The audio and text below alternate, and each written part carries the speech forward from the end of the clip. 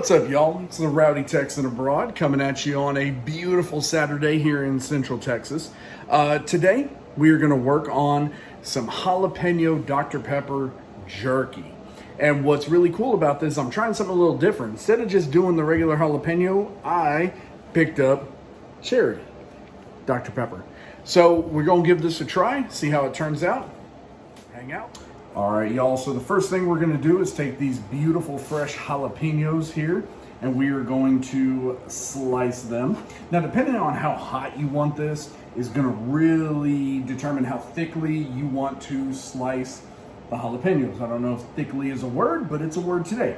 So what we're gonna do is we don't want it too hot because I'm making this for myself and my dad. So we're gonna go a little bit thick on the slices here. And as you can see, these have a lot of seeds in them, and that's where the heat is gonna come from. So these are gonna be hot. No other way to put it, but that's okay because we're gonna mellow them out with some brown sugar. We're gonna mellow it out with the Dr. Pepper, and shit's gonna be good. All right, here we go. We got a little Creole seasoning to go in with the jalapenos that are going to be sauteing here in a few minutes. Also going to do a little bit of black pepper. I really like this style of black pepper. It's from Sam's, and it is just a coarse ground. I mean, it is heavy, heavy duty. Ooh, in there. Also going to hit it with some honey. Just to balance out that sweet and spicy. So make sure you get a good amount of stuff in there.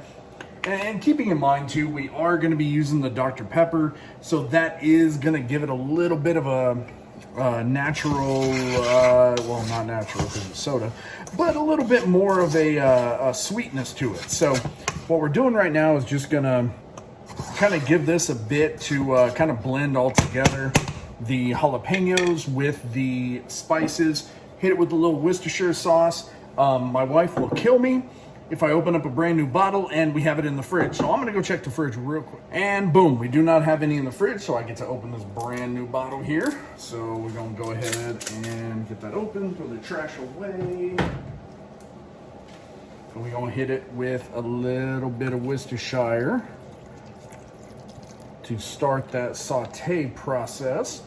And we're gonna get this going, give it a few minutes to kind of get hot, and then we're gonna throw in about 4 cups of Dr. Pepper and let it boil down to about half the size that it should be, and then we're gonna work on the meat. Make sure you're careful with this too, because it is gonna heat up, and it is gonna heat up and clear out your sinuses. This is gonna be some very spicy stuff coming off it right here. So we're gonna turn ahead and that vent on to get it going there. So yeah, I've got the Dr. Pepper poured out, just waiting for this to come to a simmer, and then we'll add that in and get it going. All right, we got a good little simmer going. So we are going to now add the Dr. Pepper into the pot. So normally I do smaller batches of this. It's not usually as big. So normally you do 2 cups with a couple of jalapenos, and that's going to be plenty. But I got a fairly large piece of meat to use in this, so we're going a bit extra on it today. So now what you're going to want to do, woo, there's a cure for COVID. What you're going to want to do right now is let this come to a boil. Then you're going to turn it down to a medium-high heat and let it simmer. And then what we're going to do is we're going to pull it off, let it cool while we slice the meat, because what you don't want to do is pour hot liquid onto the meat, have it cook the outside, and then it's just sitting there. So that's where we're at right now, boy.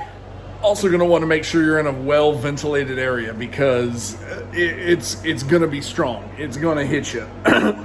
Oh my goodness. Oh, those, oh. It's not a bad smell. It's just jalapenos and spices. It's, yeah. Now that I've kind of recovered and can breathe again, we're getting this to a slow simmer.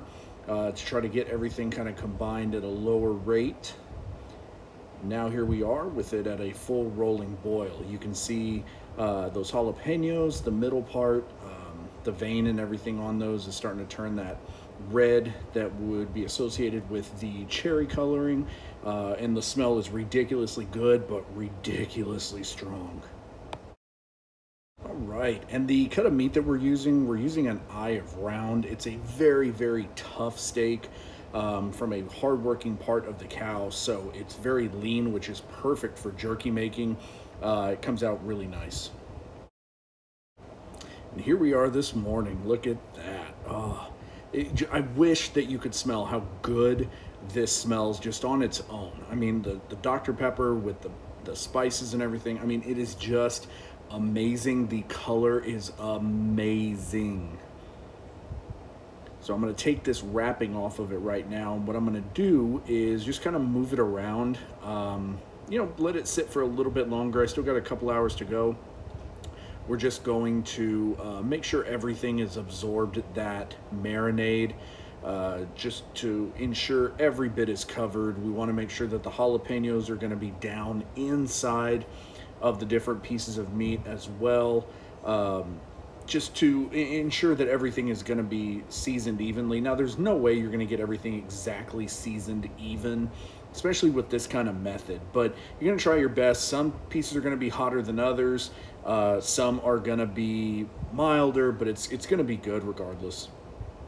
So the next step and what we have to do here is lay out the meat to dry it, because the biggest part of the jerky making process is drying it out. So if you've got a lot of surface moisture, whatever way that you're doing it, whether it be a dehydrator or a barbecue pit, is going to have a dry surface, because it's just extra work that's going to have to be done for the whole project. So I got the jerky on in the dehydrator going. It's going to take it a while, probably 6 to 7 hours, if not more. I actually have more jerky than I have room in my dehydrator, so we are firing up the pit to do some old school. All right, so got the extra meat onto the pit, and unfortunately I don't have a fancy Traeger grill or one that can set the time, so just doing it the old-fashioned way with charcoal and some post oak from here in Central Texas. So this is really difficult to do. I'm trying to maintain the temperature, so I want to keep this thing between 150 and 200 degrees, so we're gonna give it a shot. All right, y'all, and here it is. This is about 7.5, 8.5 hours later. The stuff on your right is going to be from the dehydrator. Stuff on the left was smoked on the pit, low and slow, no more than 200 degrees. So hope y'all enjoyed everything, and thank you for tuning in. Subscribe, and y'all stay rowdy.